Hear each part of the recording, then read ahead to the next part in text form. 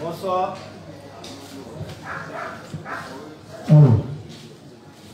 Bonsoir, juste.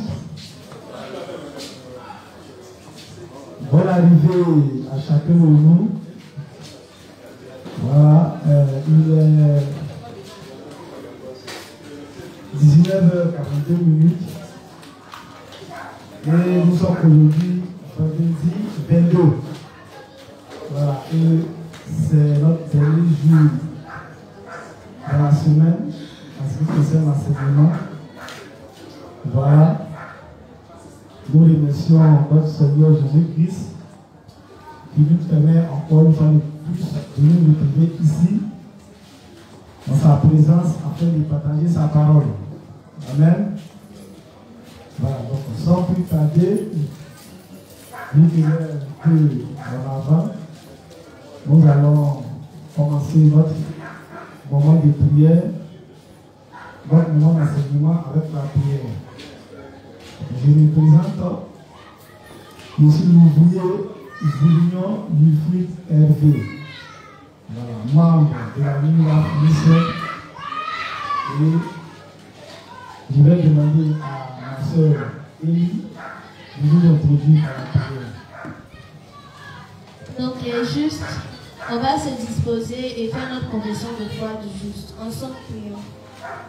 Père Céleste, te disons merci de ce que tu nous as rendu sans péché devant toi pour toujours. Car c'est chaque jour de notre vie de foi que nous voyons que nous péchons en pensée, en parole, par action, et cela volontairement ou involontairement, que nous devrions être jugés et jetés en enfer pour nos péchés. Mais, pour ton amour plus grand que tout pour nous, tu nous donneras pour sauveur le Seigneur Jésus-Christ. C'est lui qui, par son baptême accompli au Jourdain par Jean-Baptiste, prit nos péchés passés, présents et futurs. À sa mort, ils se sont versés à la croix et paya le prix pour nos péchés, purifia nos consciences de péché et détruisit ce corps de péché. À sa résurrection, il vaincut la mort, le séjour des morts et l'enfer pour nous. Par son ascension dans le ciel, il nous donna le Saint-Esprit que tu peux nous donner à tous ceux qui croiront en ses œuvres. Par ses œuvres, Seigneur, tu nous délivreras une bonne fois pour toutes les forces de démons et de Satan. Merci, Seigneur, de nous avoir rendus justes, saints et sans péché devant toi pour toujours. Au nom de Jésus, Amen. Amen. Ensemble, confions le moment au Seigneur. Prions. Seigneur, te disons merci, Père Céleste, pour ce moment que tu permets. Merci de ce que tu as pressé le pas des retardataires. Merci, Seigneur, de ce que tu as disposé le cœur de chaque juste ici présent, ainsi que celui de ceux qui nous suivent en direct. Merci, Seigneur, d'avoir mis les paroles justes dans la bouche de ton serviteur, afin que tout ce qu'il va dire ce soir vienne directement de toi. Merci, Seigneur, d'avoir éloigné de lui le stress et les malaises. C'est au nom de ton Fils Jésus-Christ que nous avons tous prié. Amen. Amen, amen. Amen. Donc, comme je le disais, nous sommes au dernier jour de la semaine en ce qui concerne l'enseignement du soir. Et il faut dire que l'enseignement a commencé depuis le lundi. Et nous avons parlé de beaucoup de choses. Voilà, donc, comme nous sommes au dernier jour, on va essayer de rappeler dans un premier temps ce dont nous avons parlé depuis le lundi jusqu'à aujourd'hui, afin que je me rassure de ce que quand même j'ai eu à dire et de ce que vous avez retenu. Parce qu'il ne va pas s'agir de parler pour parler, mais il faudrait qu'au sortir de l'échange ou de l'enseignement, chacun de nous ait retenu quelque chose. Amen. Voilà, donc, surtout que après le passage des responsables sur les différents thèmes, les chants doivent exposer et tout cantique doit sortir des enseignements qui nous sont présentés. Amen. Voilà, donc, on va d'abord commencer par le résumé et par les questions. Par la suite, s'il y a du temps qui nous suffit, on va continuer notre exposé par rapport aux différents livres. Voilà, selon ce qui Dieu va nous mettre à cœur. Mais l'important, ici, pour l'instant, c'est vrai que je sache que vous avez compris ce dont nous avons parlé depuis le lundi.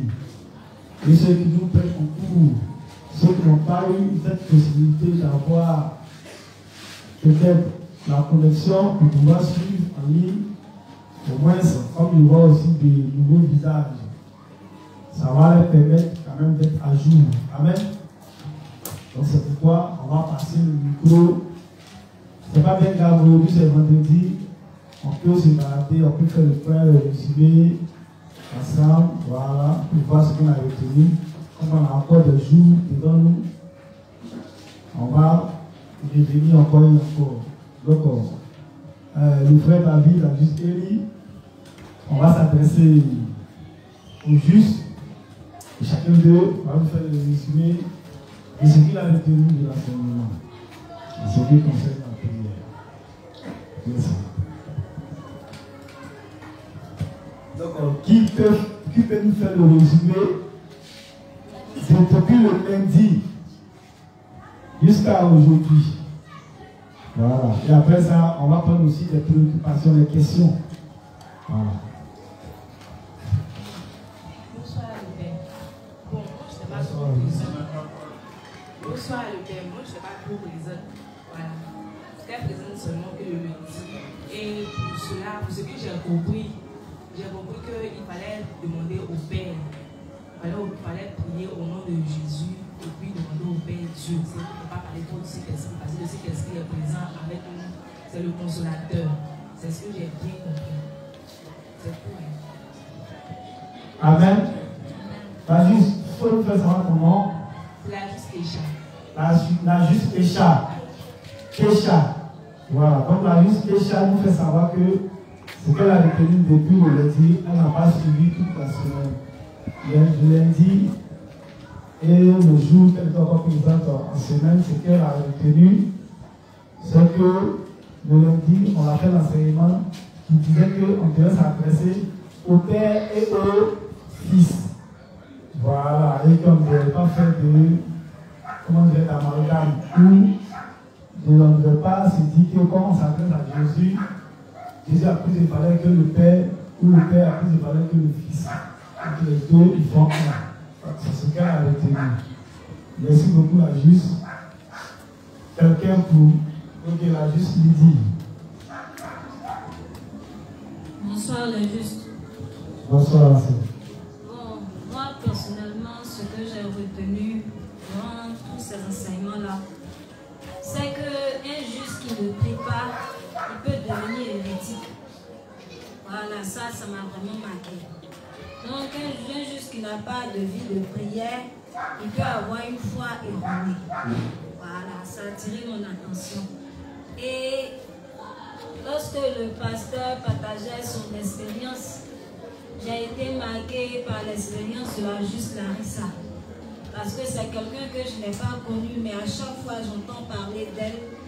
Et il y a même ADJ qui a chanté aussi en son honneur. Donc par moments, quand j'étais seule, il m'arrivait de me demander, mais quelle est la garantie qu'ils ont à parler de cette façon de la juste là? Quelle garantie ils ont qu'aujourd'hui elle est auprès du Père? Puisqu'on a dit qu'il y a des justes aussi qui peuvent se retrouver en enfer par la façon de vivre. Donc, durant l'enseignement de cette semaine, j'ai vu la façon dont le pasteur a exposé sur la foi de la juste. Vraiment, ça m'a touchée. Et moi-même, présentement, je n'ai pas l'assurance que si j'étais dans son cas, j'allais avoir la même attitude qu'elle. Être zélé sur le lit d'hôpital alors que la mort n'est pas loin, continuer à être contente et puis prêcher l'évangile. Et puis même, ses parents, c'est-à-dire sa maman et son mari, demeurer dans la foi ou bien devenir juste et puis continuer d'être juste. Vraiment, ça m'a touchée.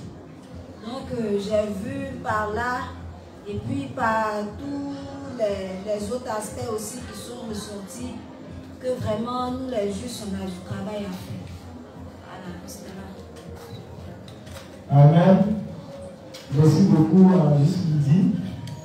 Donc la juste midi nous fait savoir qu'elle a retenu dans un premier temps qu'un juste qui ne prie pas a une foi erronée. Amen. Voilà. Et elle nous fait savoir aussi que le témoignage de la juste, Larissa, l'a beaucoup marqué. Voilà. D'autant plus qu'elle-même s'est posé la question de savoir est-ce que si elle se trouvait dans le même cas que la juste, est-ce qu'elle aurait demeuré dans la foi? Amen. Donc, c'est la même question à m'en exposer. Moi aussi, j'ai eu à présenter cette question-là.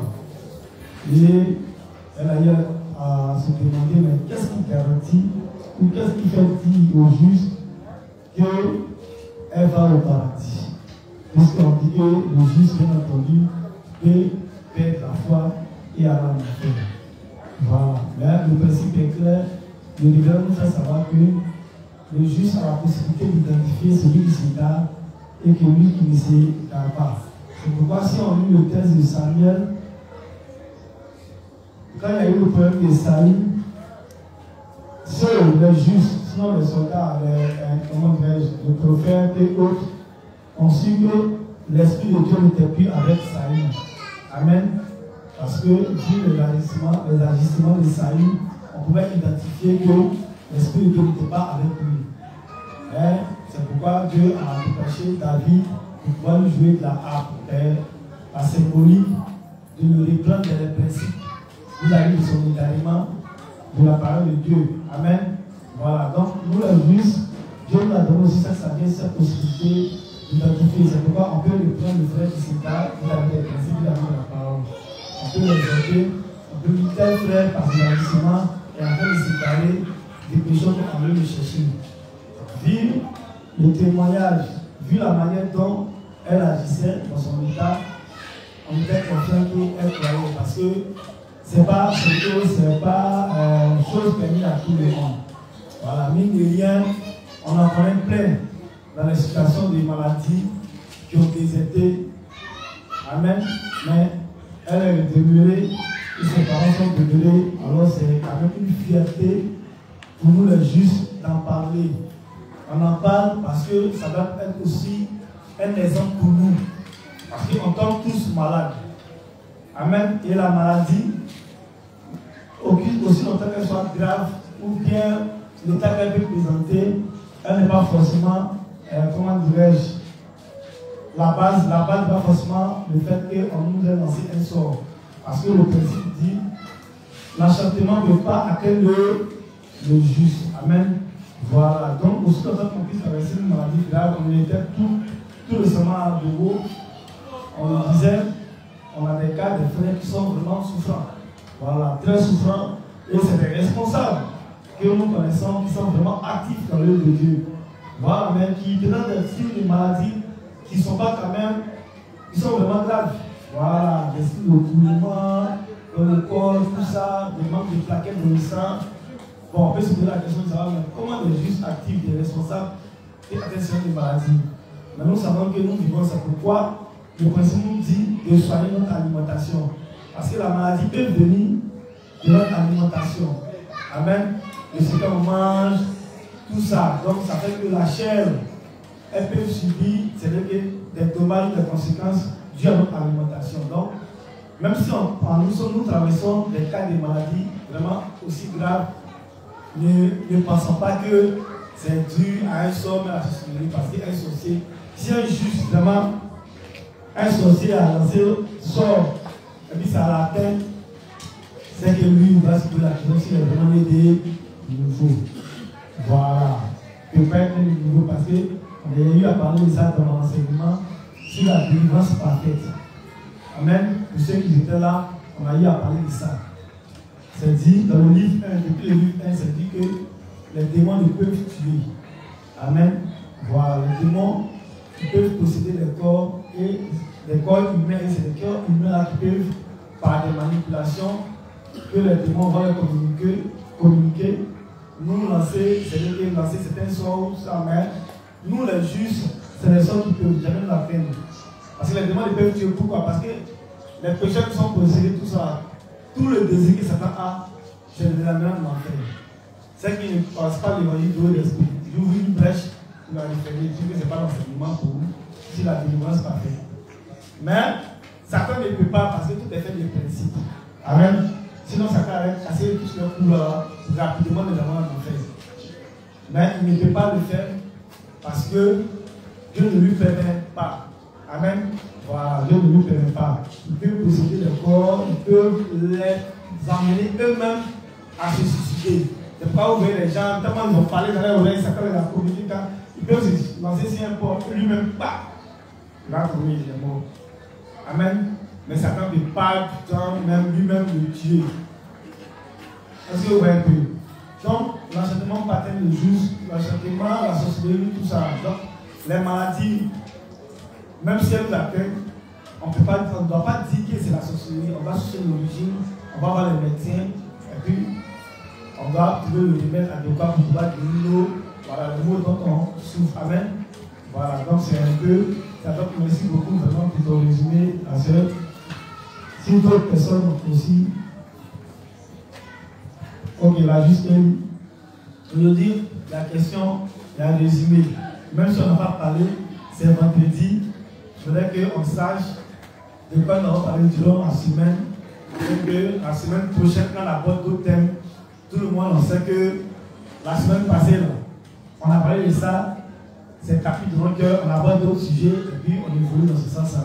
On sait aujourd'hui ici, comme il le disait, tu vas parler.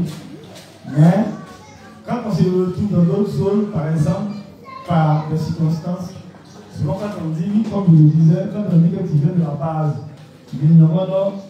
on se dit, bon, disons, c'est que lui, il a un niveau. Est-ce que vous voyez un peu? Et tout ce là, s'il y a une préoccupation, s'il y a un problème, s'il y a des prédications, on te prend ça, on te met là. Et tu dois trouver la solution au problème quand tu es prête. Amen. C'est pourquoi il est très important de faire les résumés nous-mêmes par rapport à ce qu'on a compris vis-à-vis de l'enseignement. Amen. Parce que ça nous aide. Je le dis en conséquence de cause, parce qu'on s'est retrouvé aussi dans les choses. Tout récemment, même à Daloa, à Digo, Daloa, tout ça. On était soumis à des préoccupations. Parce que vous voyez un peu, voilà, on était soumis à des préoccupations. À Digo d'abord, après le culte, les frères nous ont posé des panoplies de questions. Mais si on n'a pas eu les expériences pour les dénoncer, ou si on n'avait pas fait les résumés des enseignements, est-ce qu'on allait être en mesure de répondre?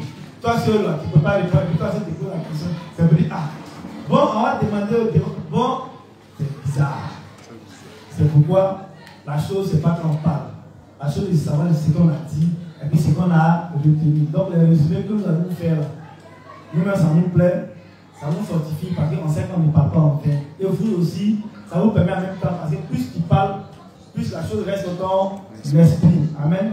Voilà, une bouche qui passe, elle se purifie. Si tu as dit quelque chose qui n'est pas correct, n'est pas peur, on dit non, il va te dire non, c'est pas correct, parce que c'est pas ce qu'il dit, ça fait rien. Voilà, tu pas, ah, le pasteur là, ah, le reste pour là, vraiment, il m'a remis, ça fait rien, la honte, ça nous m'a fait ça histoire aujourd'hui. Amen. Donc, allons-y. Le Père, la Bible dit que toute chose concourt au bien de celui qui aime Dieu.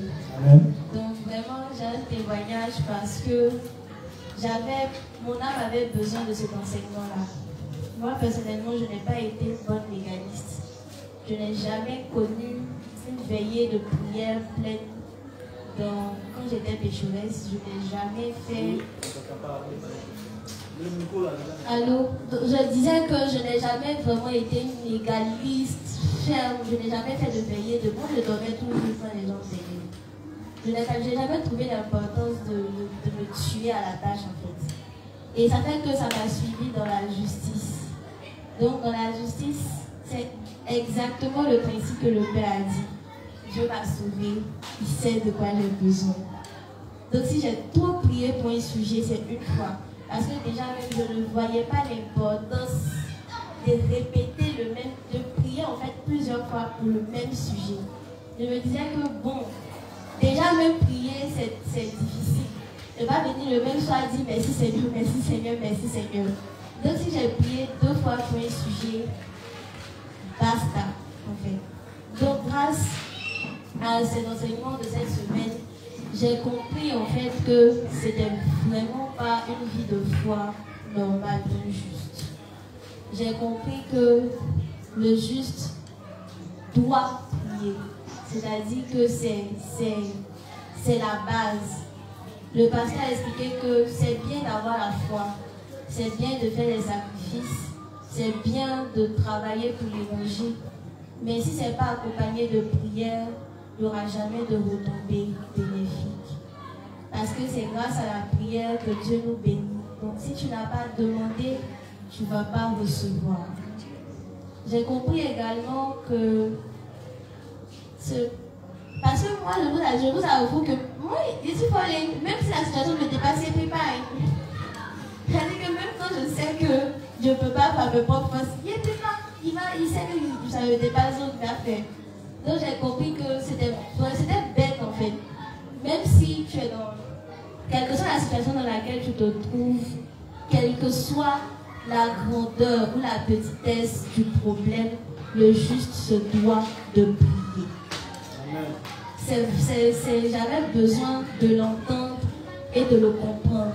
Surtout grâce à l'histoire de Chronique avec le roi Ézéchias qui était prêt pour la guerre. C'est-à-dire que si le gars là venait, ils allaient le frapper.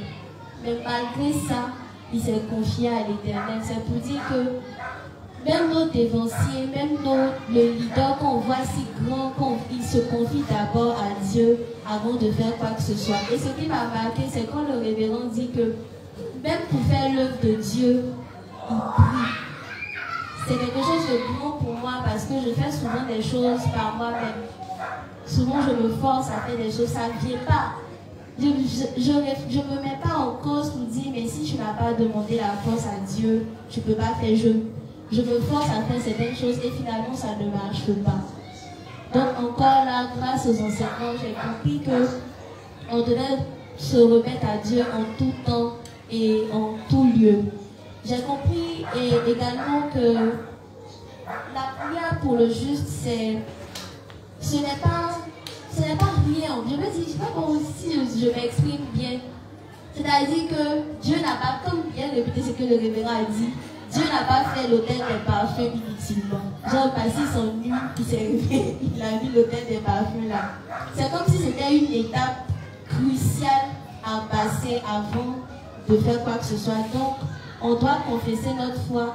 Parce que ce qu'il a dit, c'est vrai. Souvent, tu as fait des choses pas bien. Et puis, tu te dis, ah oui, il vient de faire un truc bizarre. Vous avez vu, il est venu devant Dieu, encore bien lui demander quelque chose. Est-ce qu'il va me donner? Donc, c'est comme ça crée un petit froid entre Dieu et toi. Donc là, si tu as dit à Dieu, Seigneur, voici ce que j'ai fait, je sais que devant tes principes, je n'ai pas bon.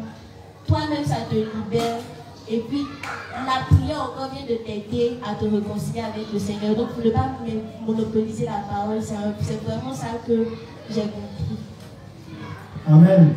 Sinon, tu ne monopolisais pas la parole. Amen. Voilà, mais tu nous édifiais. Parce que c'est ça. Aujourd'hui, vendredi, il faudrait que chacun s'exprime. Amen. Voilà, il faut que chacun s'exprime. Et c'est très important. J'ai remarqué que quand on demande le résumé, moi je suis comme ça, quand on demande le résumé, c'est ma tête, l'exprimer, c'est difficile. C'est depuis l'école. Les collègues n'aiment pas les livres pour toi. Même pour toi. Or, plus tu parles, plus tu libères, plus ça reste. Amen. Voilà, donc n'ayons pas peur de nous exprimer. C'est vraiment très important. Quand on parle comme ça nous libère, et puis en même temps, on va nous dire, et puis en même temps, ce qu'on a dit, reste dans notre esprit. C'est pourquoi sur le front, quelqu'un qui vient, écoute seulement. S'il ne fait pas cas pratique, c'est fini. Le jour, le maire, on lui dit, tu as parlé de Trump.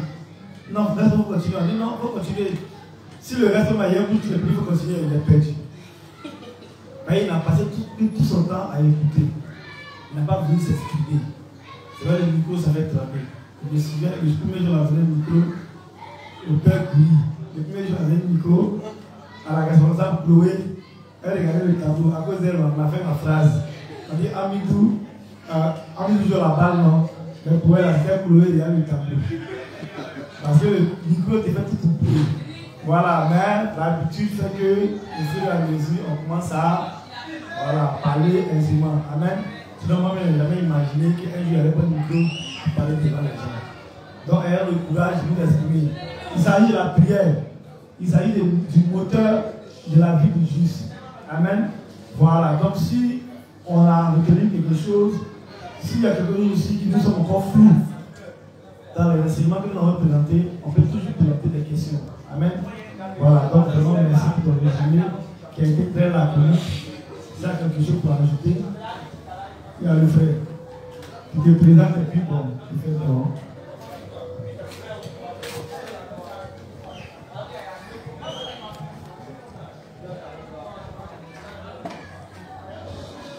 Bonsoir les justes. C'est le juste à vous. On veut comme ça faire le résumé de ce que j'ai retenu durant l'enseignement de pasteur. Dès l'entame de son enseignement, le pasteur a eu comme ça dit que la prière est un élément capital dans la vie du juste et que le juste ne doit pas négliger la prière. Voilà. Tout comme la foi, la prière aussi est importante dans la vie du juste. Et il a même posé la question de savoir qui devait prier, à qui la prière est dédiée. Et il a même dit que c'est nous les justes qui devons prier. Voilà, c'est les justes qui doivent prier. Et qu'un pécheur ne peut pas prier, même si prier c'est en vain, parce que Dieu n'écoute pas la prière du pécheur. Voilà, c'est le juste que Dieu écoute, c'est le juste que Dieu exauce. Donc c'est lui qui devons prier. Le Père a eu aussi à exposer sur la Trinité. Il a dit que dans la Trinité, qui nous devons prier? Il a répondu en disant que dans la Trinité, nous devons demander à Dieu le Père et à Jésus-Christ notre Seigneur. Et que le Saint-Esprit nous aide comme ça à connaître les volontés de Dieu. Il servait aussi à nous consoler dans les moments de difficulté. Voilà. Il nous aide à comprendre aussi la parole. Et qu'on ne doit pas prier le Saint-Esprit. Nous devons plutôt prier Dieu le Père et le Seigneur Jésus-Christ. Voilà. Et il a même dit aussi que prier Jésus, c'est prier en même temps Dieu le Père. Voilà. Il a dit aussi que nous devons avoir une vie de prière. Et dans son exposé, il a parlé de notre dévotion, le roi David, qui avait une vie de prière. Et même que ces prières ont servi à faire même une des choses. Il priait beaucoup. Donc nous devons aussi avoir cette vie de prière. Voilà, c'est ce que j'ai compris un peu. Amen. Vraiment, merci beaucoup. Et je crois que ça a été la commune dans l'ensemble. En ce qui concerne le résumé, effectivement, on a eu à parler de la prière. Et le thème, c'est la prière. Voilà. Pour ceux qui n'étaient pas là, dans un premier temps, on a présenté d'abord qui peut prier. C'est le juste. Le juste qui est né de nouveau, donné d'esprit. On a eu à parler, c'est pourquoi l'auteur des parfums se trouve dans le lieu saint. Il n'est pas dans la cour du tabernacle, ni à l'entrée. Voilà, dans la cour du tabernacle, les éléments ou les essentiels qu'on va trouver là-bas, si ce n'est pas bronze, c'est bois. Amen. Il n'y a pas or là-bas. Et c'est lorsque nous rentrons dans la cour, c'est que dans le tabernacle, que dans le lieu saint, on va trouver maintenant les ustensiles qui sont la table de pain de proposition, le chandelier et l'autel des parfums. C'est notre sujet du soir. Amen. Donc il fallait qu'on laisse d'abord le niveau, passer par l'autel des holocaustes qui présentait nos faiblesses et on devait juger en enfer et par le baptême, savoir comment Jésus nous a sauvé de nos péchés afin d'avoir accès au lieu saint. Amen. Le lieu saint, il y a le rideau qui sépare le lieu saint et la cour du tabernacle. Le rideau qui sépare le lieu saint là, le bas est fait d'argent. Amen. Le rideau qui sépare le lieu saint, le lieu très saint, le bas est fait d'or. Amen. Voilà. On sait que l'argent représente c'est la grâce. Donc c'est par la grâce du salut que Dieu nous a donné que nous avons accès au lieu saint. Le lieu saint maintenant on a affaire à de l'or. Donc la foi commence lorsque nous devenons justes. C'est pourquoi le révérend nous explique que lorsqu'on est de nouveau, c'est maintenant qu'on doit apprendre à vivre par la foi. Et la foi et la prière sont les deux éléments qui sont très très très importants dans la vie du juste. Amen. Voilà, c'est pourquoi aujourd'hui nous étudions le thème sur la prière. Voilà. Et le révérend nous fait savoir que la prière est très importante. Et quand un juste ne prie pas, c'est comme s'il avait une fois erroné. Et que s'il ne prie pas pendant longtemps, c'est comme s'il cessait de respirer. Amen. Voilà. Donc c'est très important pour nous de prier. À cela, on a lu des différents passages pour essayer, dans le livre des passages, pour essayer de montrer comment l'importance de la prière, comment nos dévanciers, c'est-à-dire les prophètes, tout ça, interrogeaient toujours Dieu, mettaient toujours leur sort dans la main de Dieu, afin que Dieu puisse répondre à leur prière. Parce que la prière a été définie comme le fait de demander à Dieu. Amen. Voilà. Donc, on a étudié les passages, on a vu certains livres, tout ça, pour essayer de soutenir l'explication que je donne. Voilà, pour dire que je ne parle pas de mes propres pensées, que je ne dis pas ce que moi-même je vais dire. Je parle par rapport à ce que les livres, la Bible et les livres nous enseignent. On a expliqué que celui à qui nous adressons, il est trinitaire. Amen. C'est un seul Dieu, mais en lui il y a 3 personnes. Et dans ces 3 personnes, il fait le résumé depuis l'église qui a été en possible. Donc dans ces 3 personnes-là, il y a ceux à qui on s'adresse. On n'a jamais entendu dire qu'on doit prier le Saint-Esprit, à part les descendants célestes. Donc ils m'ont fait savoir ici. Voilà, puis sinon moi, bibliquement, il n'a jamais vu ça. Mais la Bible prouve qu'on doit s'adresser au Père et aussi au Fils Jésus-Christ, qui est lui-même Dieu. Amen. Voilà, et on a soutenu cela avec des textes.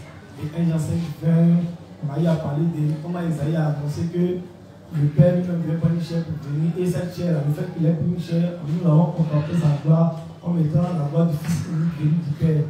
Et le Fils lui-même dit que je suis le Père entend moi, et je suis en le Père. Celui qui m'a vu a vu le Père. Amen. Dans Hébreu, on dit que les anges se soumettent et l'adorent. Or Dieu dit qu'il est le seul à être adoré. Quand on va dans l'Ancien Testament, on voit que c'est le seul créateur. On voit aussi que la Bible dit que c'est le Fils qui crée.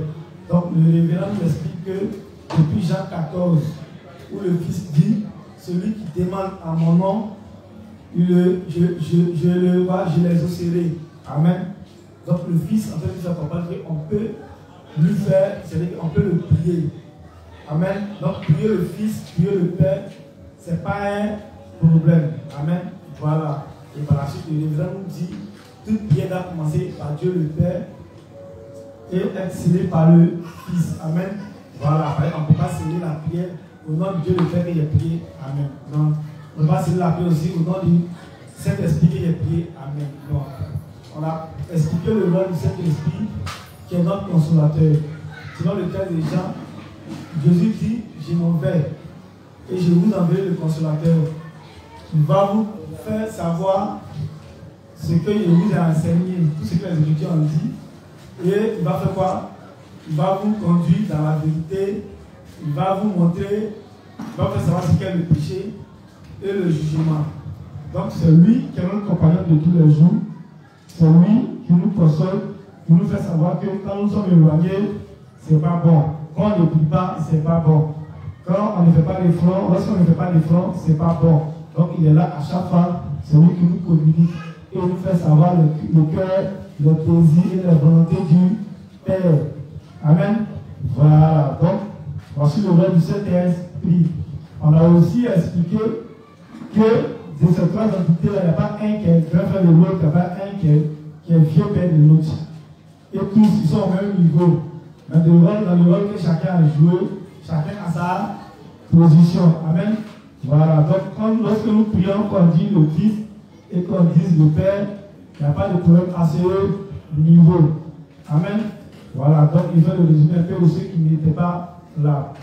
Et là, le thème sur quoi nous sommes présentement, c'est l'importance de prier, de la prière. Parce qu'un juste ne peut pas, comme on a dit, il a une fois erroné. Un juste doit toujours demander ce qu'il va faire là. Même s'il a le moyen de le faire, il faudrait qu'il prie. S'il n'a pas le moyen de le faire, qu'il a boucle souffle et qu'il est dans une détresse, il doit toujours demander le soutien de Dieu. Et en toute chose, c'est Dieu qui intervient. Amen.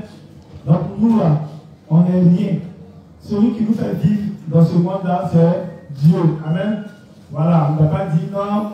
Hier, on a eu à parler, on n'a pas dit comment amener de nouveau. Alors Dieu connaît nos besoins, nos désirs. Donc, on n'a pas besoin de lever la main vers lui ou le prier pour qu'il puisse nous exaucer. Donc, moi, je suis né de nouveau, je suis assis là, je suis là juste, je m'en fous. Il y a ma préoccupation de mon esprit. Et donc, je n'ai pas besoin de lever la voix pour que Dieu m'exauce. Le révérend nous fait savoir qu'une telle fois est une fois erronée. Une fois aussi qu'il attend d'être dans les difficultés de demander à Dieu. Et une fois aussi qu'il y a un problème qui est une fois qu'il est erroné. Quand on est dans les difficultés ou pas, on va toujours prier Dieu. C'est pourquoi le révérend a dit dans le livre 30, un juste qui est, il a dit un juste quoi là? Un juste qui est mature. Voilà. Doit toujours prier lorsqu'il va faire de sa nourriture. Amen. Voilà, pour nous qui mangeons porc là. Quand on est devant ça là, on a toujours dit, ah Seigneur, c'est vrai, c'est la vie n'est plus. Dieu nous a donné, mais merci de bouffer cette viande là. Au nom de Jésus que comme prier. Amen.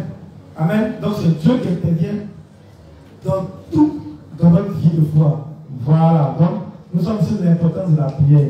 Donc on va lire un peu quelques peut-être versets et textes et on va progresser. Amen. Voilà.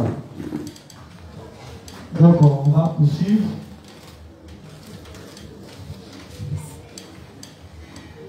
On va prendre le livre 56 à la page 192, le paragraphe 2.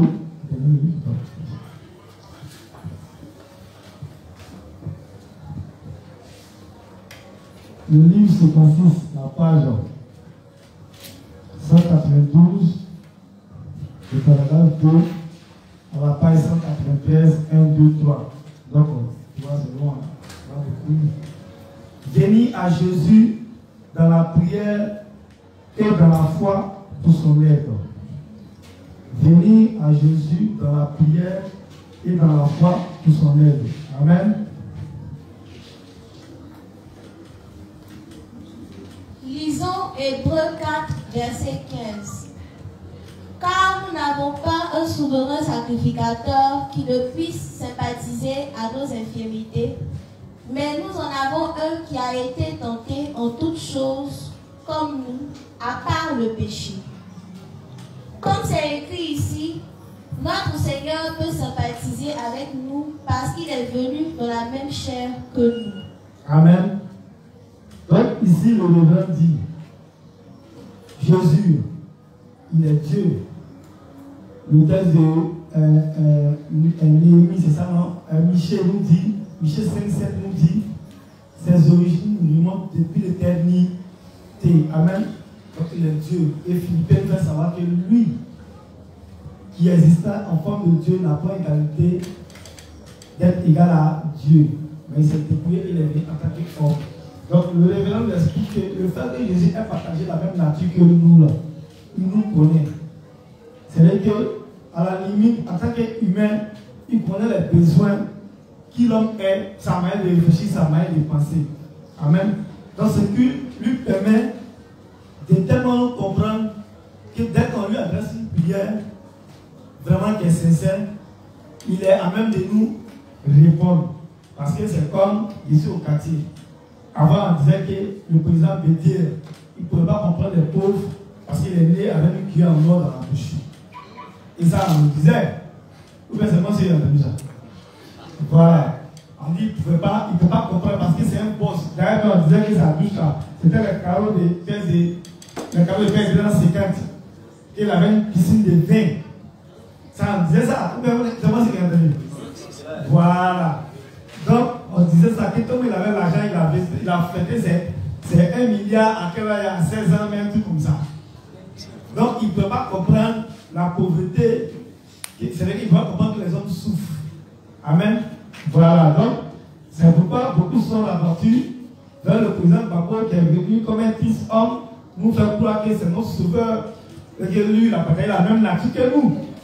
Et donc, il nous comprenait tellement que les pauvres ils ont retrouvé en lui. Donc, tous ceux qui ont, c'est-à-dire que nos parents qui ont un peu raté leur vie, qui ont échoué là, ils se sont retrouvés en bagot parce qu'ils se sont dit, ah, c'est l'homme de la situation. Amen. Voilà. Ah, il faut le dire comme ça. Quand il le dit qu'on a été raté là. Et effectivement, c'est le jeu de ludo. La plupart des temps, si vous remarquez ceux qui se tiennent là-bas, ils sont beaucoup de joueurs de ludo. Et on dit que je vous parle la vérité. Voilà. Donc là, voici notre situation, c'est qu'on fait avec tout ça. Donc voici ça. Donc Dieu, contrairement à, c'est-à-dire qu'aux autres, c'est celui qui nous comprend. C'est sur cette base-là que aussi la doctrine des bouddhistes est née. On dit, chaque harmonie était dans son palais royal. Un jour, il a décidé d'aller se promener et il s'est étonné de voir qu'il y a des gens qui ne mangent pas, ils ont faim, ils sont moisis. Donc, lui, se pose la question, mais pourquoi ceux-là, ils ont une vie ainsi? Et puis, on lui dit non, que, vraiment, c'est les gars qui ne mangent pas. On dit non, certainement, c'est des gens dans leur vie passée, là. Ils ont eu à faire des choses. C'est sur cette base-là que la doctrine bouddhiste est née. Et comme ils ont eu à faire des choses par le passé, c'est pourquoi dans les paysans là, ils sont nés comme ça, ils sont nés pauvres. Et que ceux qui se sont bien comportés par le passé, ils naissent dans un état, c'est-à-dire dans de bonnes conditions. Maintenant, ceux qui ont été, même quand on peut dire les mots d'hier, ceux même qui ne sont pas bons là, et ils naissent aptes, ou bien ils peuvent être aboutis, mais là, pas ici. Ouais, la doctrine est vraiment confondue. Donc, le principe nous dit que Dieu a partagé tellement notre nature. Jésus a partagé tellement notre nature et qu'il peut nous comprendre. C'est pourquoi, lorsqu'il nous adresse à la prière, il peut facilement nous répondre. Amen. Vous suivez la lecture. Le même point se trouve aussi au dernier verset de Hébreux chapitre 2 qui dit: car c'est dans cela qu'il a souffert lui-même, ayant été tenté, il est capable d'aider ceux qui sont tentés. Hébreux 2, 18. On dit lui-même là, ayant été tenté, il connaît la tentation. Amen. Donc il est capable d'aider ceux qui ont été tentés. Amen. Voilà, c'est un principe qui est clair. Hein. Mais si le territoire ou d'autres prêcheurs aussi, c'est que c'est tapé dans la papier. À partir de ces deux passages, nous pouvons voir clairement que lorsque Jésus, notre Sauveur, est venu sur la terre incarné dans la chair d'un homme, il est venu pour tout connaître de nous durant ces 33 ans de vie. Et c'est avec cette pleine compréhension qu'il nous a sauvés par l'évangile de l'eau et de l'esprit. Amen. Donc, le révérend dit, le fait que Jésus a porté une chair, il est venu pour tout connaître de nous. Amen. Quand c'est comme ça, après, c'est la question, aïe. Donc, il veut dire que quelqu'un était en haut là-bas. Et nous, mais c'est pas où. Hein? Amen. Mais c'est pas ce que le révérend dit. Il va nous expliquer que le fait qu'il ait porté une chair, c'est que Dieu a participé, parce que c'est ce qu'il dit. On dit qu'il a participé en Dieu pour tout. Parce que l'homme aussi a participé là. Lui aussi là, il a vécu les mêmes choses. Donc, c'est dans un contexte que le Lord explique. Il dit que, étant donné qu'il a porté une chair humaine, il est en mesure, c'est-à-dire qu'il a cette possibilité-là de facilement nous comprendre. Amen. Voilà, c'est pourquoi il dit qu'il est venu pendant ces 33 ans-là et il nous a connus, il nous a maîtrisés. En d'autres termes, Jésus sait tout de l'état fondamental de la race humaine, pleinement conscient du fait que chacun est plein de manquements, que chacun doit manger pour survivre, que chacun tombe malade et que chacun subit la souffrance. C'est précisément pour cela que nous devons croire sans vaciller en l'évangile de l'eau et de l'esprit que Jésus, notre souverain sacrificateur, nous a donné. Donc il sait que chacun tombe malade, chacun a besoin de manger, chacun a besoin de s'habiller. Il sait qu'on ne peut pas être coyo pour aller faire des fronts. Amen. Voilà, donc on a besoin de bien s'habiller. Actuellement, il sait qu'on a besoin de téléphone pour voir les informations sur WhatsApp, pour poser. Les formes se font sur Internet, tout ça. On a besoin aussi de faire des recherches. Et les téléphones, là, ça nous arrange. Avant, la parole ordinateur, il faut quand même être d'une famille quand même un peu, qui a un peu. Mais aujourd'hui, là, même quand tu n'as pas ordinateur, ton petit téléphone Android te permet quand même de voyager. Et je sais que nous avons besoin de cela. Donc, il sait plus ou moins ce de quoi l'homme a besoin. Amen. Voilà, donc c'est pourquoi, quand on lui pose tel problème, il peut facilement réagir. Il nous est absolument indispensable à nous qui avons la pleine conviction de la foi, de croire que le Seigneur est vivant et qu'il nous aide à chaque pas sur le chemin. Amen. Donc, comme je le disais, il dit qu'on s'adresse à un vivant. Jésus, il n'est pas mort pour rester dans la tombe. Amen. Voilà, chacun m'a dit, il est mort, il est resté dans la tombe. Mahomet, il est mort, il est resté dans la tombe. D'autres, comme on le dit, on dit, Zélédie, il est mort, il est resté dans la tombe. Maintenant, Jésus, là, on dit, il est comment? Il légalise, il est vivant. Oh. Amen. Voilà, donc il est vivant. Donc c'est pourquoi, quand on lui parle, il nous écoute. Et il peut nous aider. Ces gens, on ne s'adresse pas à un mort. Mais la Bible dit qu'il a été ressuscité. Amen. Voilà, donc quand on parle avec lui, il faudrait donner la pleine conviction que le gars avec qui on échange, il nous entend, il nous connaît et il va répondre à ce qu'on nous demande. C'est Jésus-Christ qui nous a sauvés. Et puisqu'il est éternellement notre Dieu et notre Sauveur qui est vivant même maintenant, il nous aide tout le temps. Nous pouvons donc nous tenir au Seigneur et nous confier toujours en lui. Et en confirmant ainsi notre foi en lui, nous pouvons aussi avoir l'assurance de notre rémission des péchés. C'est pour cela que nous pouvons prier le Seigneur de nous aider lorsque nous luttons. Le Seigneur nous aide alors à chaque fois sans faute, car il connaît tout de nous. Hébreux 4, verset 16 continue disant: approchons-nous donc avec confiance du trône de la grâce, afin que nous recevions miséricorde et que nous trouvions grâce pour avoir du secours au moment opportun. Amen. Donc comme lui, il nous a sauvés, comme c'est Jésus-là qui est venu nous rendre sans péché, alors on va s'approcher de lui sans crainte, sans avoir peur. Amen. Parce que le péché qui menait une barrière entre lui et nous là, celui du péché a été brisé par son sacrifice. Amen. Et le Seigneur Cheikh a parlé d'Hippolyte ici, qui a rendu ce témoignage-là. Il nous fait savoir que c'est au baptême que Jésus a pris les péchés là. C'est là, le texte de Matthieu 3 est clair. Et c'est là que le cri de Jésus s'est ouvert et Dieu, la voix, s'est fait entendre. Amen. Donc cette voix s'est fait entendre qui nous dit que celui-ci c'est le Fils bien-aimé en qui il y a toute mon affection. Donc ce Jésus-là est venu briser celui des péchés entre nous et Dieu.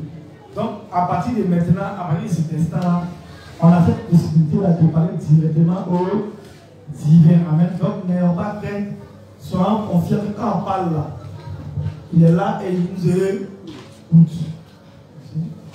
Ce passage nous enseigne que si nous croyons réellement en Jésus-Christ, nous devrions venir dans sa présence par la prière et la foi et lui demander son aide, car il est notre Seigneur Dieu et Sauveur qui écoute toujours nos prières. Effectivement, si vous croyez réellement que le Seigneur a expié tous vos péchés, alors venez avec assurance dans sa présence, avec reconnaissance, et demandez-lui par la foi de nous aider. Le Seigneur vous a donné une grâce si abondante que vous pouvez lui demander tout ce dont vous avez besoin et le prier avec confiance comme suit. Seigneur, j'ai besoin de ton aide pour faire ton œuvre. Aide-moi, Seigneur. Je veux prêcher l'évangile de l'eau et de l'esprit pour bâtir ton royaume sur la terre, devenir ton ouvrier fidèle et sauver tous ces âmes qui ne sont pas encore sauvées. Aide-moi, Seigneur, pour que je fasse ton œuvre et sauve autant d'âmes que possible. Amen. Donc c'est clair. Amen. Donc au lieu de le répéter, il est en train de nous faire savoir que comme on a été sauvé de nos péchés, on doit maintenant venir en toute confiance vers le Créateur, vers le divin, et lui présenter maintenant nos prières. Amen. Voilà, mais il a donné un exemple de prière que nous devons faire en tant que justes. Voilà, donc la semaine prochaine, on va rentrer dans tous ces détails-là par rapport aux formes de prière que nous devons présenter à Dieu pour avoir des résultats favorables. Donc, pour dire ici que quoi? Il est en train d'exposer que, en tant que juste, c'est le juste qui a été sauvé de leurs péchés qui va venir vers Dieu. C'est pourquoi hier, on a expliqué que pour nous, quelle est la relation entre nous et Dieu? Un juste qui n'arrive pas à prier, qui ne sait pas comment prier, doit d'abord examiner, se poser la question, la relation qu'il a avec Dieu. Amen. Quand on parle de relation, ce n'est pas dans la pensée légaliste. Quand il parle de relations personnelles avec Dieu, ce n'est pas une relation personnelle, c'est quoi? Et ils ont toutes des relations personnelles avec Dieu. Quand je vais comment une relation personnelle, c'est quoi? Non, c'est personnel, c'est intime. Dieu, moi, on se parle. Lui, moi, on sait ce qu'il en s'est dit. T'as fait, il s'est dit, c'est bien. Dieu même l'écoute, même pas. Mais c'est lui, il parle à Dieu. Amen. Mais ici, le révérend, il parle de relations personnelles, pas personnelles, il dit la relation qu'il va avoir avec Dieu. C'est pour nous faire savoir, dans la suite de l'exposé, il dit que c'est d'étudier ou d'examiner est-ce qu'on croit réellement que Jésus a pris nos péchés par son baptême et qu'il est mort pour nos péchés, qu'il est ressuscité pour nous. Amen. Donc c'est ça là que nous devons examiner. Est-ce que notre foi est vraiment basée là-dessus? Parce que souvent on peut avoir du doute là-dessus, ce qui peut créer une confusion au niveau des sujets de prière et ce qui peut nous amener à ne pas être confiant. Parce que déjà à la base est faussée. Si à la base, c'est-à-dire que tu ne crois pas même au salut qui t'a été donné, bon, qu'est-ce qui peut t'amener? Qu'est-ce qui peut t'amener à prier Dieu pour avoir une confiance? Amen. Voilà, donc c'est un peu de ça. Il parle. Il est 33. Tu es arrivé vers où? Ok, donc.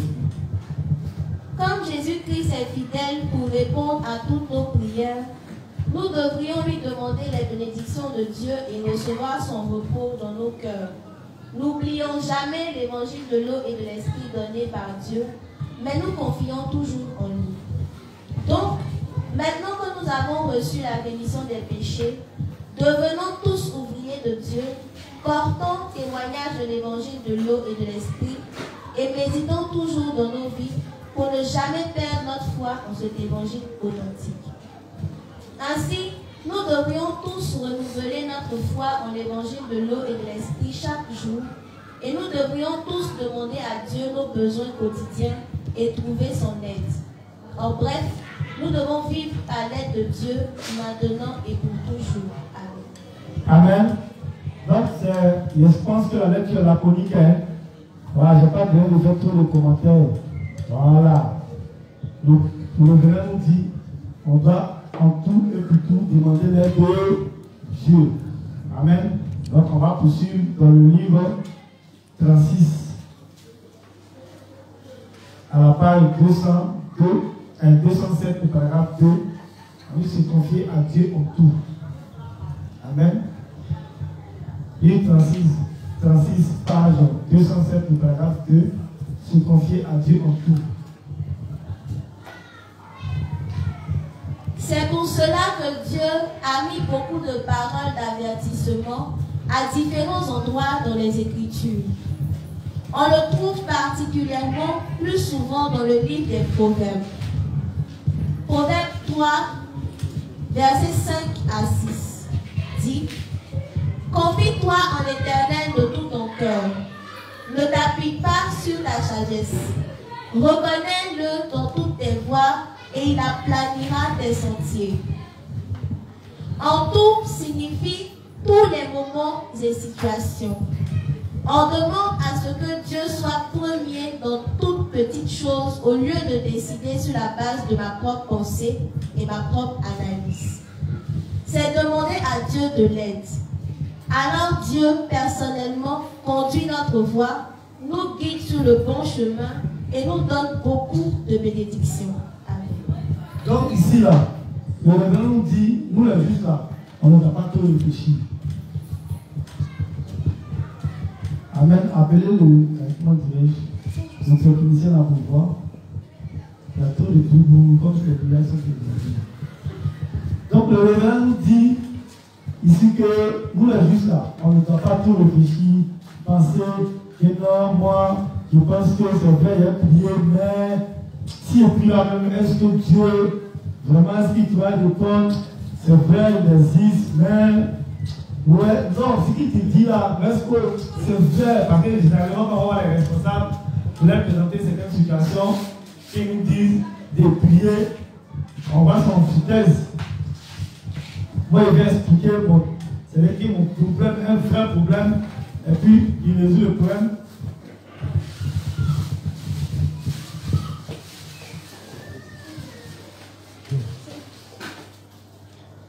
Allô? Voilà, donc moi, je vais lui expliquer mon problème, et puis en une seule phrase, il vient et dit, il faut prier, il faut prier. Il m'attend quand même à ce qu'ils disent quelque chose, au moins ça va gagner mon cœur.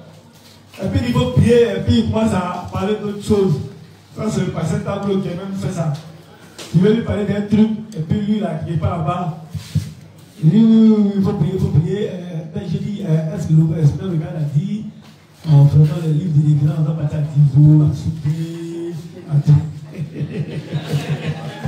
Quand même, tu es fâché. Ouais, la fille m'expliquait, il faut prier. Madame Pierre a fait accompagner les œuvres. Amen. Et dans la suite, nous échanges, on va voir. C'est pourquoi il a parlé, d'après la prière, il y a la conduite à tenir. Lui, la fille t'expliquer ça comme ça. Donc, comme il est en haut de toi, tu ne comprends pas. Parce que là, quand on vient expliquer le problème, généralement, on veut attendre des paroles douces, mielleuses, pour dire, le problème est délicat. Ouais, là. Mon problème là, t'es là. Non, mais ça là, c'est un problème vraiment. Mais tu viens expliquer le gars, il a quand même eu. C'est comme si même là, c'est ce que tu lui dis là. Tu ne lui dis rien même. Tu lui expliques ton problème, et puis tu répètes souvent là. Pour donner la chose, tu vas l'expliquer. Non, qu'est-ce qui est parti même là? Le problème là, si tu as vu, est-ce que le gars là? Ouais, non, ça, il faut prier. Il faut prier. D'accord, oui, on fait un front à Tesco là, donc c'est que si on s'appelle, il est parti. Tu cherches un autre responsable pour venir te consoler sur lui parce qu'il te dit que là où tu as quitté la tapette de réponse favorable, comme tu voulais l'entendre. Amen. Donc là, tu te dis que bon, lui là, il n'a pas trop la solution à mon problème. Il faudrait que j'aille voir quelqu'un. Voilà, là, tu tombes sur un mature là, ou qui n'a pas trop le temps, puis que tu expliques. Tu lui dis, le bon, non. Là, tu dis, voilà, voyez quelqu'un qui m'écoute au moins, qui sait de quoi il souffre. Amen. Mais l'autre, il explique et puis il banalise ma situation. Il a fait, il dit, ça c'est grave. Non, ça vraiment, d'accord, il n'y a pas eu souci. T'as vu le responsable, il t'a dit rien. Regarde tout ce qu'il a fait là, il a fait compléter ton inquiétude. Regarde il a comme ça là. Tu t'en tiens, qui est maintenant, tu dis, t'as vu non? Il a expliqué le juste, il a vu que mon état est encore plus grave. Donc tu donnes la soie et puis tu tapes ton moteur, tu réfléchis.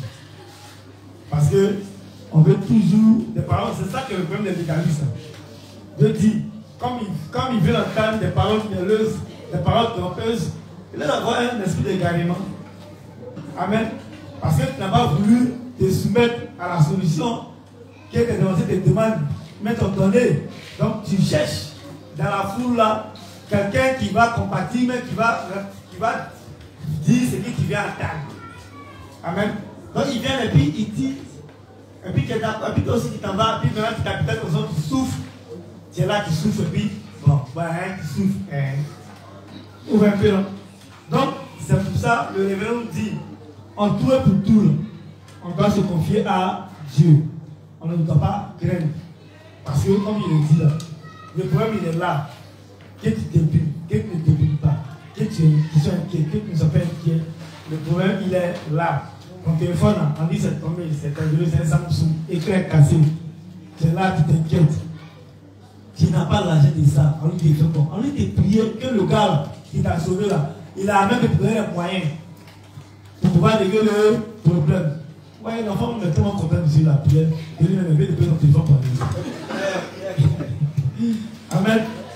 Donc, c'est un peu ça. Donc, c'est la prière. Voilà. Donc, depuis 2 jours, 3 jours, nous sommes sur l'importance de la prière. Il dit que ce qui nous fait vivre, c'est la prière. Et on ne doit pas s'inquiéter.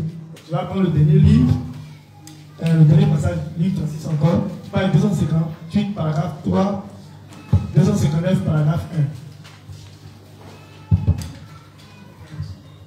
1.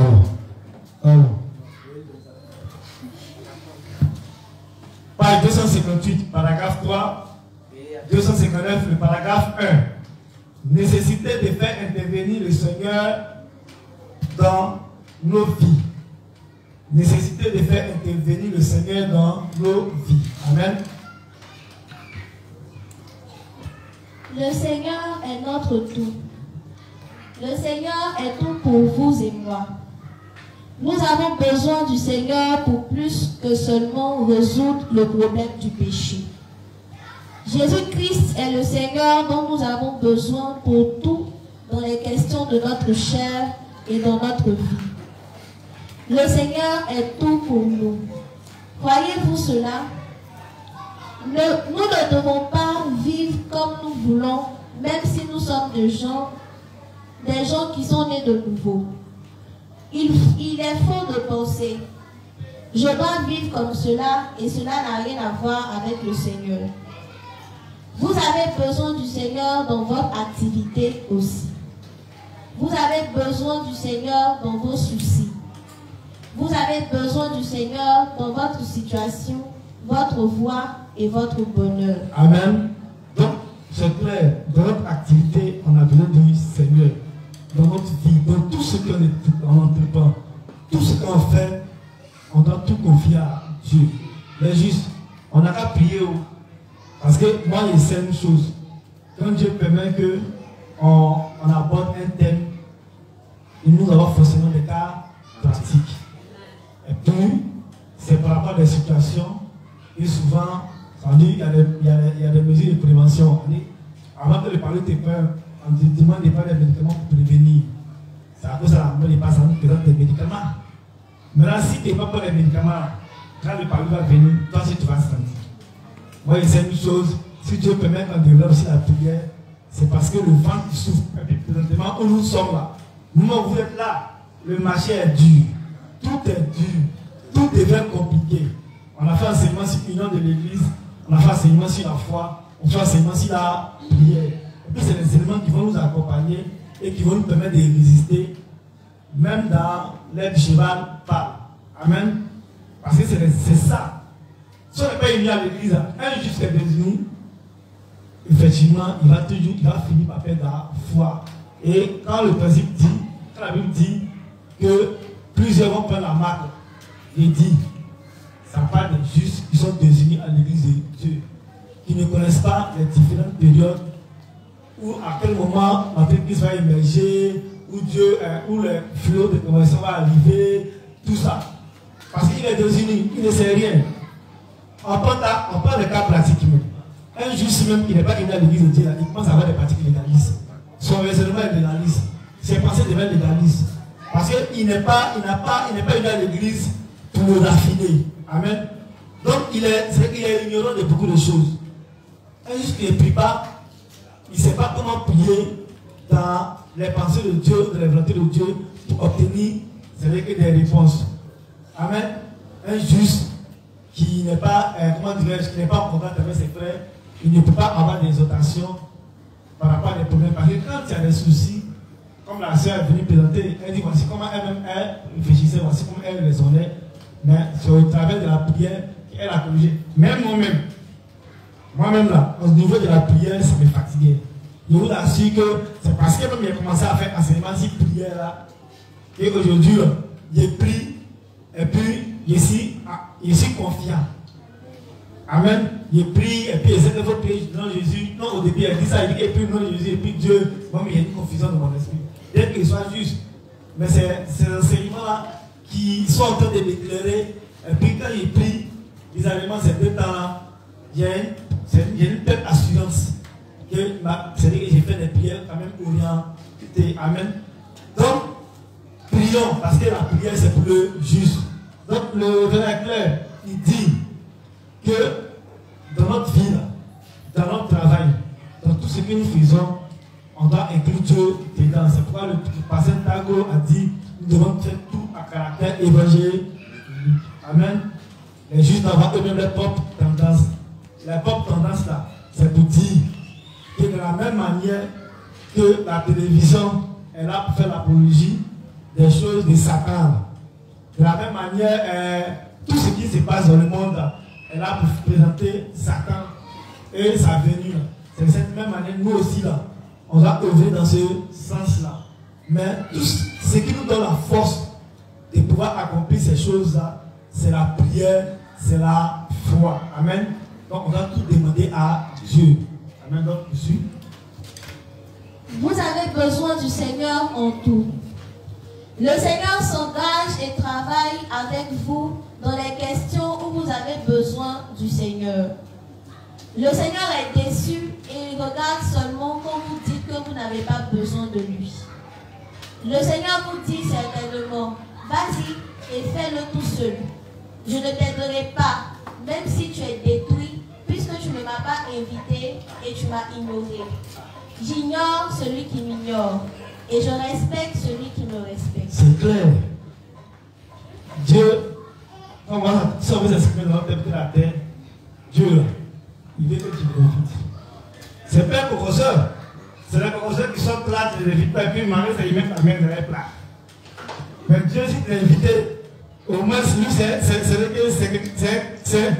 invité VIP. Amen. Voilà. Lui, il faut le mêler à ton problème. Pour que lui puisse intervenir. Mais tu l'as pas invité. C'est vrai, il connaît ton problème, mais tu ne l'invites pas dans ton problème. Donc lui, il te regarde et puis il dit quoi? Il lui faut cogner le mur. Il s'en fout. Quand tu as cogné le mur, il va venir vers lui. Amen. Voilà. Il y a les fils de mon grand frère, tellement il est têtu. En tout cas, ceux qui connaissent sa maison là, ils vont se lever un diable. Tellement il est têtu. Souvent nous à la maison, non. On sait qu'il est en train de faire des choses qui ne sont pas bien, ça lui fait du mal. Après on le regarde. Après nous on souhaite que ça lui fasse du mal. Lui peut aller tirer prise de courant comme ça. Il tire, ça lui met son doigt dedans. Et puis on a assis là, et puis on fait que ça lui secoue un peu, ça va pas aller couper ce qu'il a fait. Mais peut-être est trop fort, ça ne gagne pas. Je montre ça, ça que ça ne secoue. Mais un jour ça l'arrive, il a pu faire repasser. Oh, c'est là que ça m'a fait mal. C'est vrai, on souhaitait que ça le secoue un peu pour qu'il sache que quand lui parle, là, il ne comprend pas. Il allait se faire repasser. Il dit faire repasser, ils ont repassé toutes les choses. C'est posté comme ça. Lui, il touche à tout. Il a la porte, il va la casser par parler. Il n'est pas carré de l'enfant là. Lui, il peut donner un téléphone, il va fâcher. Il va couler ça. Mais l'autre, contrairement à l'autre, lui, dès qu'il peut, il ne casse pas. Il a attrapé le fer à repasser là. Non, de toute façon, ça va cuire. Ouvre un peu là. Mais quand il a fait à repasser aujourd'hui, là, il sait que c'est à repasser. Maintenant, c'est pas branché. Amen. C'est comme ça, Dieu. Quand tu es là et puis tu fais les choses de toi-même là, voici un, il veut pas faire. Quand tu fais les choses de toi-même là, il te regarde. Parce qu'il s'est dit qu'il t'a parlé, c'est pourquoi le révérend dit dans 700 passages, Dieu n'a jamais parlé de l'importance de la prière. Mais toi, on t'a parlé jusqu'à au niveau des à travers les serviteurs, à travers les équipes, tout ça. Il dit que tu ne pries pas. Dieu te regarde, quand tu vas cogner le mur, toi seul tu vas revenir pour dire Dieu, voici ça, voici ce qu'il fait vraiment, il est vraiment tort, il faut m'aider. Amen. Voilà. Donc Dieu dit que si on ne l'invite pas, lui aussi nous regarde, on n'a qu'à se cogner le mur, mais il sait qu'on va revenir à lui. Mais si tu ne reviens pas à Dieu, c'est que toi-même vraiment tu as un souci. Parce que tout juste, tu as prendre conscience de l'odeur qu'il est en train de commettre.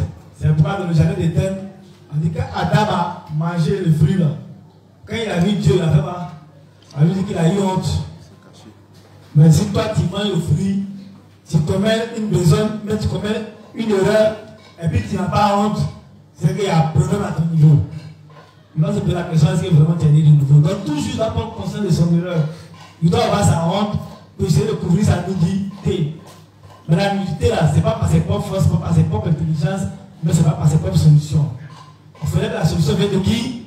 De Dieu. Amen. Donc, on doit tous appuyer sur Dieu pour avoir de meilleures solutions pour régler nos problèmes. Amen.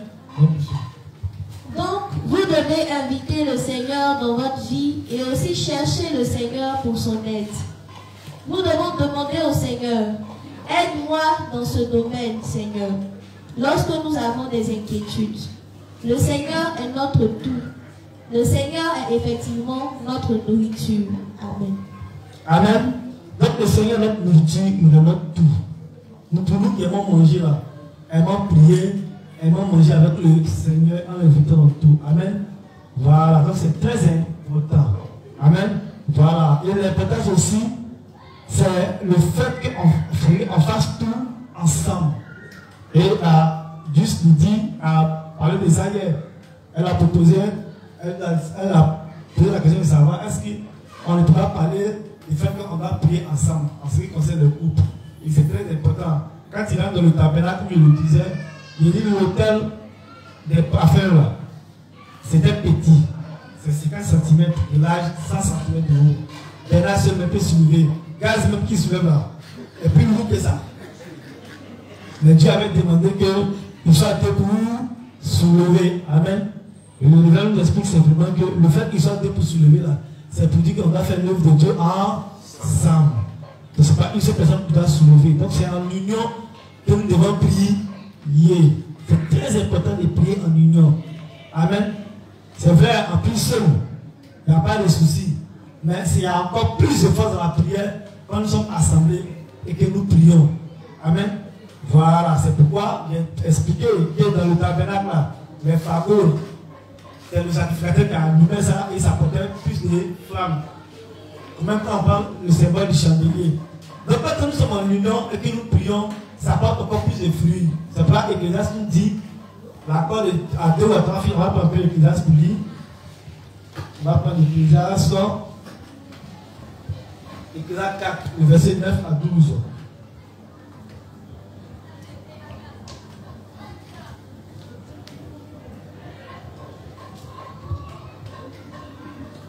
Ecclésiaste 4, verset 9 à 12. Ecclésiaste 4, verset 9 à 12.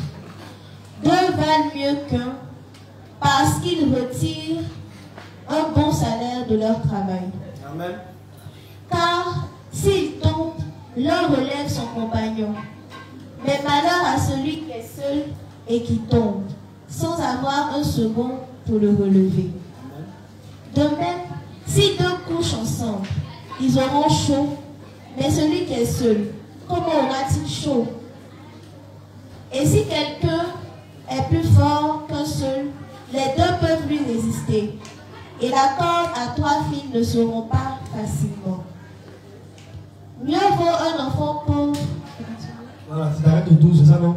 Voilà, donc ici, quand on lit, ce que le révérend, ce que l'Église nous fait comprendre, c'est que lorsque nous sommes ensemble, c'est encore plus fort. Amen. C'est que la corde à 3 fils ne seront pas facilement. Là où il est faible, l'autre peut le relever. Donc il parle de faire les choses ensemble. Et là où nous faisons les choses ensemble, c'est là qu'on peut soutenir l'autre. Parce que le principe est clair. Là, Adam vient pour soutenir, Ève vient pour soutenir Adam. Donc là où Adam doit faiblir, Ève doit être en même de le relever. Amen. Et dans le texte de Matthieu 18-19, le principe est clair. Dieu nous dit, si deux personnes s'accordent et prient, il est clair que Dieu il va les répondre aussi rapidement. Amen. Donc on doit tout faire en union. C'est pourquoi l'Église de Dieu nous demande de nous unir, de travailler ensemble. Amen. Et lorsque nous travaillons ensemble, il y a toujours un autre qui est établi. Il y a toujours quelqu'un qui est devant et qui dirige, qui oriente. Toutefois, ceux avec qui il travaille sont ses collaborateurs. Ils doivent le soutenir dans la tâche. Amen. Voilà, c'est pourquoi nous qui sommes responsables à l'église, ou qui sommes responsables dans des zones, on doit travailler avec nos collaborateurs. C'est pourquoi, dans le couple, on parle un peu de couple, puisque on parle un peu de couple. Dans le couple, la femme auprès du juste doit être une aide pour le juste. Et dans un couple, le mari doit diriger la prière. Et je veux dire, il doit diriger le couple. C'est-à-dire qu'il doit établir des règles. On doit prier ensemble, on doit méditer ensemble, on doit faire des fronts ensemble. Amen.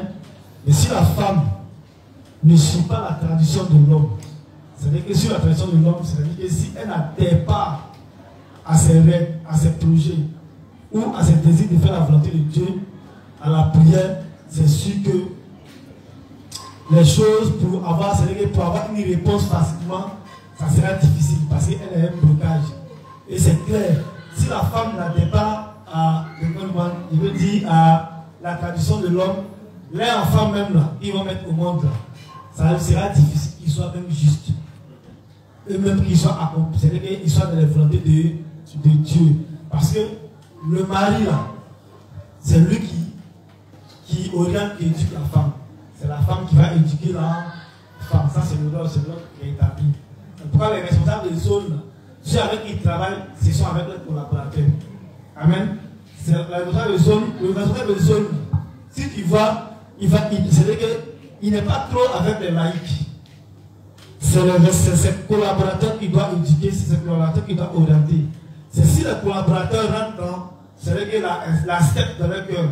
Si ses collaborateurs, c'est-à-dire qu'ils adhèrent ou ils suivent sa tradition, c'est-à-dire que son projet, ses désirs, sa manière de concevoir les choses, dans les principes de Dieu, bien entendu, c'est eux maintenant qui, à leur tour, vont éduquer les autres.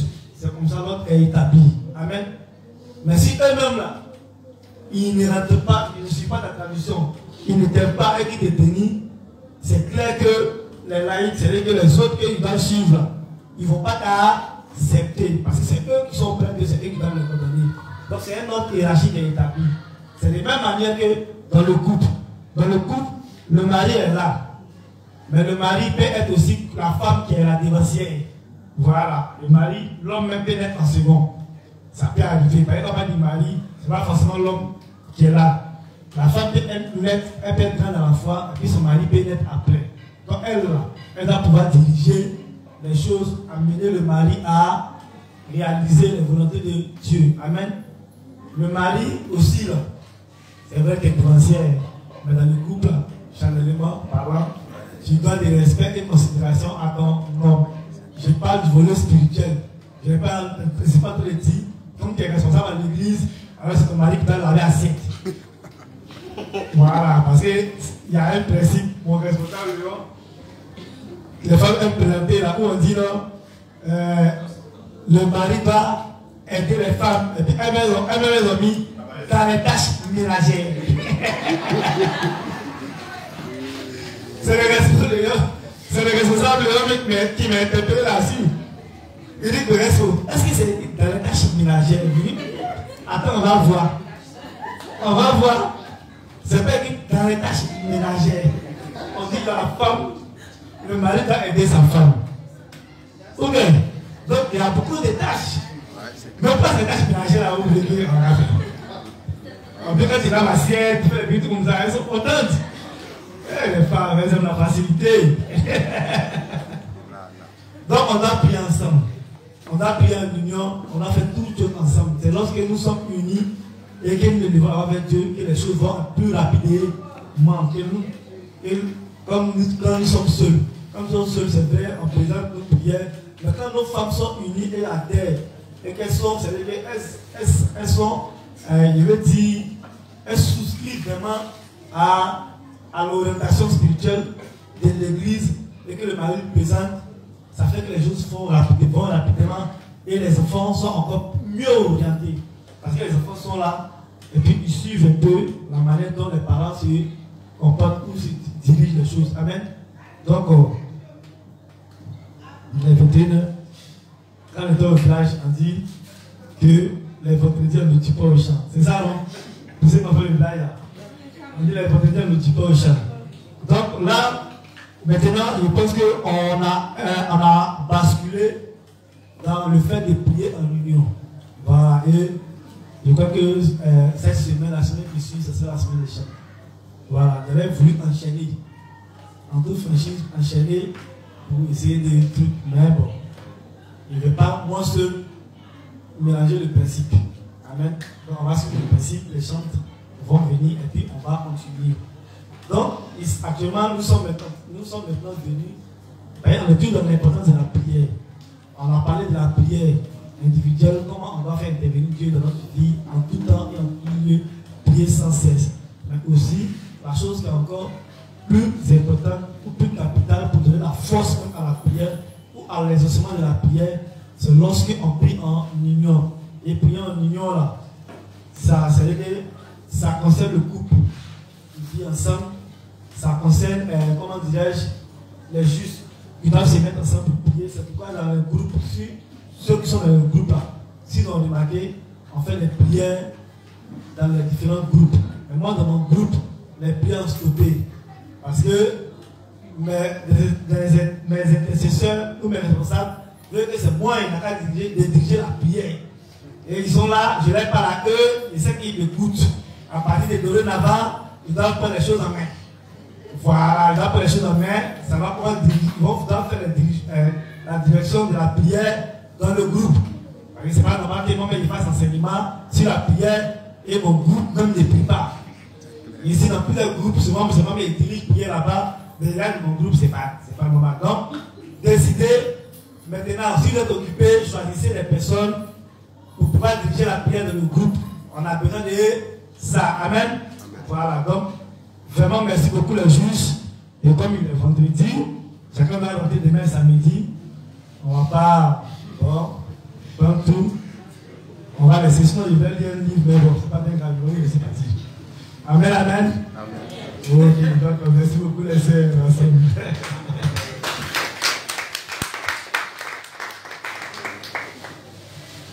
Donc, juste, on va se disposer et puis on va confier le moment. On va confier notre retour à la maison au Seigneur. Prions.